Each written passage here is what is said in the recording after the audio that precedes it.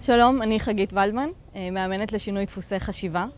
רוצה לספר לכם על הסדנה שהייתי בה של יפית, סדנה להתלהבות ממכירות, והייתי רוצה להמליץ לכם עליה. מה היה המצב לפני שהגעתי לסדנה? מכירות בשבילי היו מילה גסה, זה היה משהו שלא התחבר אליי, משהו שלא היה קשור בכלל לתחום העיסוק שלי, שהוא יותר טיפולי, יותר אולי רוחני, ומכירות ואני כאילו לא היינו אותו דבר. מה הרגשתי אחרי הסדנה? קודם כל למדתי מושג אחר, פרשנות אחרת על מכירות, מה זה אומר מכירות.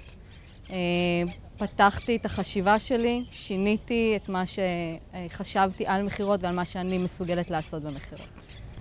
מה היו השינויים?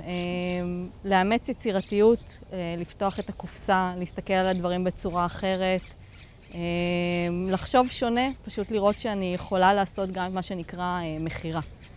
מי שמתלבט על רכישת הסדנה, הייתי אומרת, אל תהססו, אל תתלבטו, לכו על זה, זה משנה את כל מה שחשבתם על מכירות, זה מראה לכם שאתם גם יכולים, וזה פותח ומשנה את הראש ואת החשיבה, וזה רק יעזור לכם לעסק. מומלץ, מומלץ.